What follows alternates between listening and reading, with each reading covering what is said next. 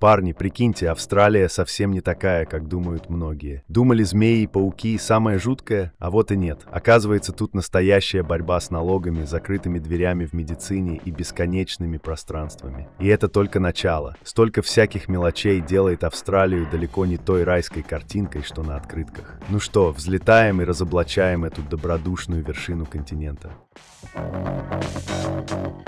Жизнь в Австралии с семьей, особенно с маленькими детьми, может оказаться настоящей финансовой нагрузкой. Например, аренда квартиры с 2 спальнями в Мельбурне обойдется примерно в 1400 австралийских долларов ежемесячно, а в Сиднее минимум 2200. Найти подходящее жилье непросто, так как лучшие варианты быстро разбирают, а большинство местных жителей предпочитает дома, стоимость которых значительно выше.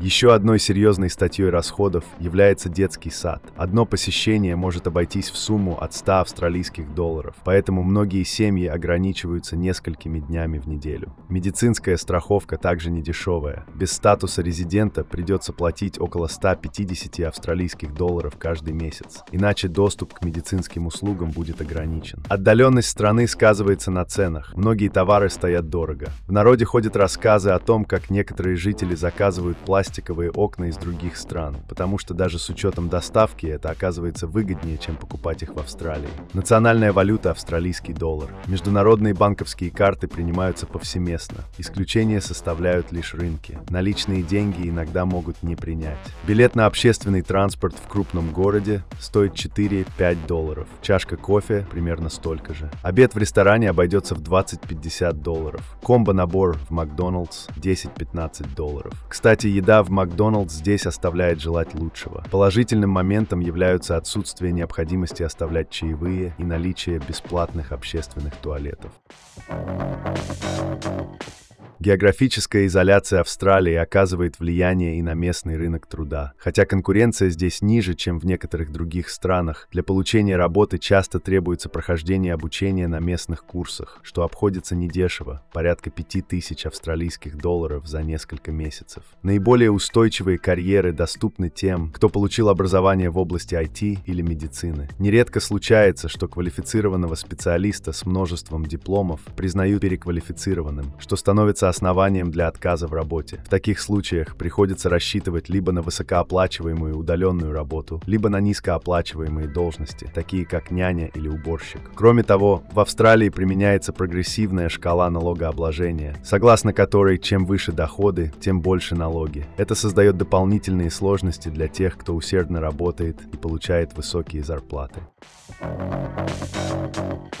Многие люди, особенно из северных стран, переезжают в Австралию ради вечного лета, однако вместе с этим они сталкиваются с агрессивными солнечными лучами. Над континентом расположен тонкий озоновый слой, что делает ультрафиолетовое излучение особенно опасным. Для защиты от рака кожи, который в Австралии диагностируется чаще, чем во многих других местах, необходимо использовать кремы с высоким фактором защиты, не ниже 50, и увлажняющие средства. Еще одним неприятным аспектом является зима. Несмотря на то, что температуры не опускаются до отрицательных значений, близость к нулю и слабая теплоизоляция домов создают дискомфорт. Многие вынуждены приобретать электрические одеяла и теплую домашнюю одежду, ведь газовые котлы установлены не везде. Кстати, именно в Австралии были изобретены угги – теплую обувь, которая здесь используется преимущественно внутри помещений, а не на улице, как принято, например, в России. Днем-зимой температура может достигать плюс 82 градусов по Фаренгейту, но ночью она резко снижается до 53-57 градусов по Фаренгейту, а иногда и до 46 градусов по Фаренгейту. Такие перепады температур нелегко переносятся многими эмигрантами. В итоге днем приходится носить шорты и футболки, а ночью куртки и перчатки. Снег в Австралии выпадает крайне редко, поэтому праздничную атмосферу Нового года создать сложнее. Зато возможны сильные грады, размер которых может достигать размеров мяча для гольфа. Австралия славится своей мультикультурной кухней, сформированной под влиянием многочисленных волн мигрантов со всего мира. Благодаря этому здесь можно насладиться разнообразием блюд, представляющих африканскую, азиатскую и европейскую кулинарные традиции. Ресторанная культура Австралии – одна из наиболее развитых в мире. Традиционные блюда включают австралийский мясной пирог, устриц и другие морепродукты, стейки из мяса кенгуру, десерты Павлова, названный в честь знаменитой русской балерины, и ламингтон, а также местные сыры, сидр, пиво и вина. Мясо кенгуру широко доступно в магазинах и ресторанах Австралии. Оно рассматривается как полезная альтернатива говядине или баранине благодаря низкому содержанию жира, всего 1-2%. Даже если вы уверены в своем уровне английского перед переездом в Австралию, общение здесь может оказаться непростым. Дело в том, что в стране существует свой собственный вариант английского языка, который заметно отличается от того, которому обучают на языковых курсах. Австралийцы с детства привыкают глотать окончания, сокращать слова и говорить невнятно. И эти особенности могут поставить новичков в тупик. После английского по популярности идут китайский, итальянский и греческий языки. Естественно, когда человек отправляется в столь далекое путешествие, как переезд в Австралию, он вряд ли задумывается о возвращении назад. Однако вскоре становится ясно, что этот континент находится вдали не только от России, но и от большинства других мест. Из Австралии не получится спонтанно сорваться на выходные в соседние страны, как это возможно, скажем, из Черногории в Чехию или Францию. Даже популярные азиатские курорты расположены на расстоянии нескольких тысяч километров. Чтобы сменить обстановку, потребуется долгий перелет.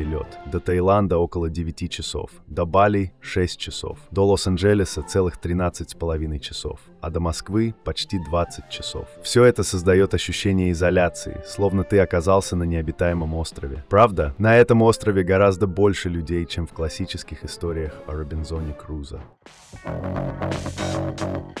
Помимо палящего солнца и разрушительных лесных пожаров, Австралия способна удивить и другими опасностями. Гигантские мотыльки и пауки, агрессивные кенгуру, ядовитые змеи, прячущиеся в обуви и в унитазах, крокодилы, опасные морские существа, такие как португальские кораблики и медузы, а также устрашающие многоножки – все это может повергнуть в шок любого. Переезд в частный дом означает бесконечную борьбу с нашествиями различных насекомых и животных. Еженедельно кто-то из членов семьи будет кричать «Папа, иди скорее!», обнаружив очередного представителя местной фауны. В городской квартире ситуация чуть лучше, но людям, страдающим арахнофобией, все равно следует оставаться начеку. Согласно статистике, с 1981 года в Австралии не зарегистрировано ни одного смертельного случая от укусов пауков, но даже несмертельные инциденты вряд ли принесут удовольствие. Смотрите далее, и вы узнаете, что же представляет из себя Австралия на официальном уровне.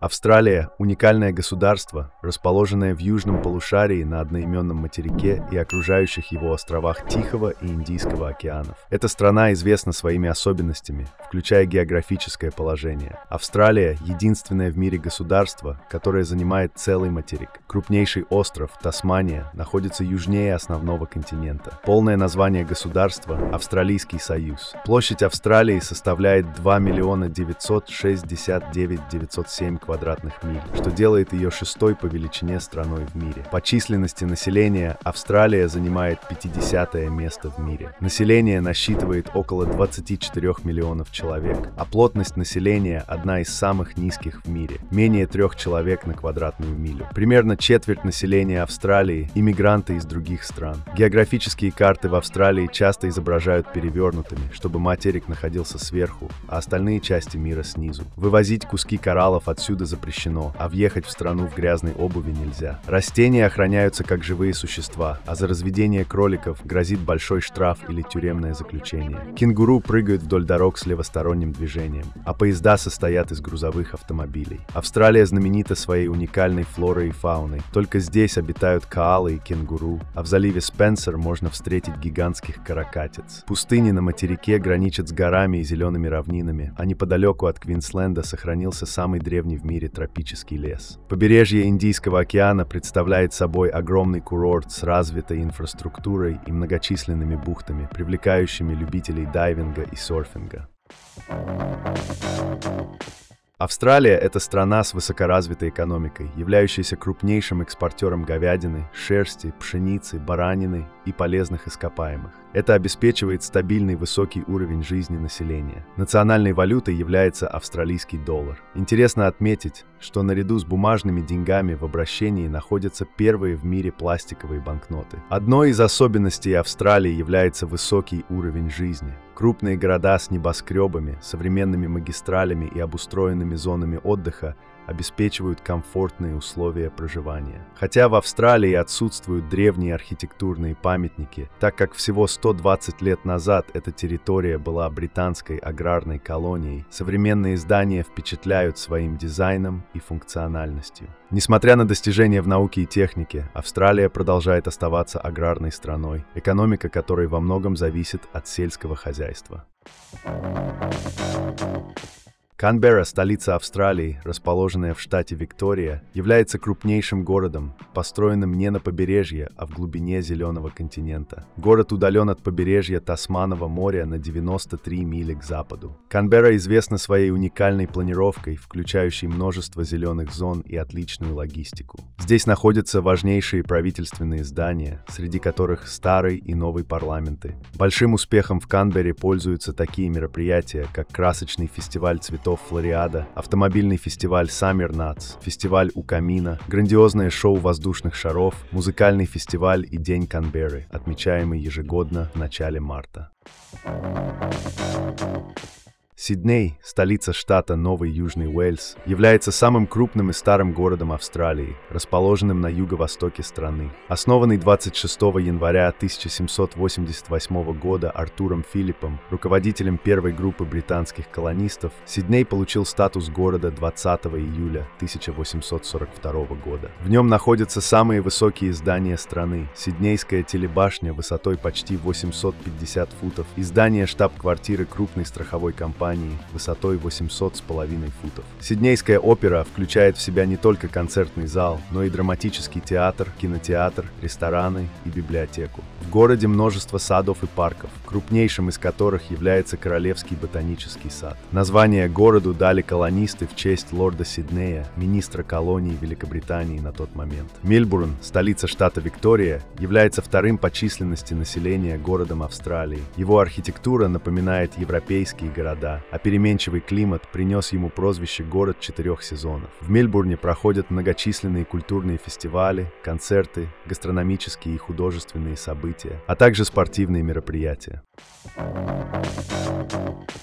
Столица Квинсленда, Брисбен, предлагает широкий спектр возможностей для культурного досуга, активного отдыха на природе, творчества и музыки. Здесь современные рестораны соседствуют с живописными садами на берегах рек и искусственными пляжами. С 1876 года в Брисбене проводится ЭККА, важное мероприятие, посвященное обретению независимости от Нового Южного Уэльса. Сегодня Брисбен является самым быстро растущим городом в Австралии и во всем южном полушарии. Близость к пляжам Золотого берега и многочисленные красивые парки привлекают большое количество туристов, благодаря чему Брисбен стал третьим по посещаемости городом страны. Кернс, расположенный в штате Квинсленд, служит воротами к Большому барьерному рифу, порту Дуглас, плато Атертон, национальному парку Дейнтри и многим другим интересным местам. Этот небольшой город с населением всего 160 тысяч человек является четвертым по рифу в Австралии. Столицей самого большого штата Западной Австралии является Перт, четвертый по величине город Австралии с населением около 1,5 миллиона человек. Перт идеально подходит для тех, кто любит природу и предпочитает спокойный образ жизни. Окруженный Индийским океаном и засушливой долиной Наларбор, Перт является самым изолированным городом Австралии. Аделаида, столица Южной Австралии, это процветающий творческий и культурный город. Она известна как винная столица страны. Национальный винный центр Австралии ежегодно организует здесь выставки всех вин, производимых в Австралии.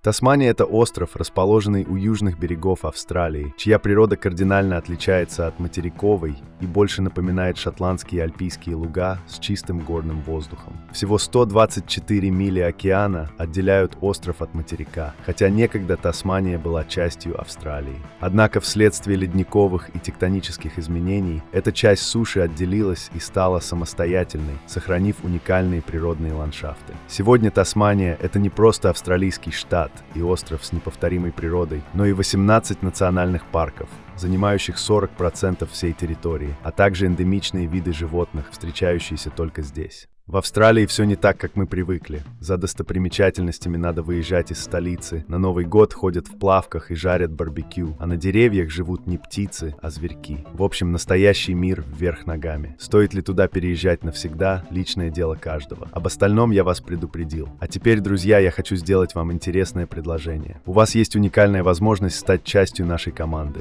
Если вы владеете навыками видеомонтажа, можете озвучивать ролики на русском, английском и других языках, или же пишите интересные сценарии. Мы будем рады с вами поработать. Пишите в нашего телеграм-бота. Ссылка в описании. На сегодня это все. Всем пока.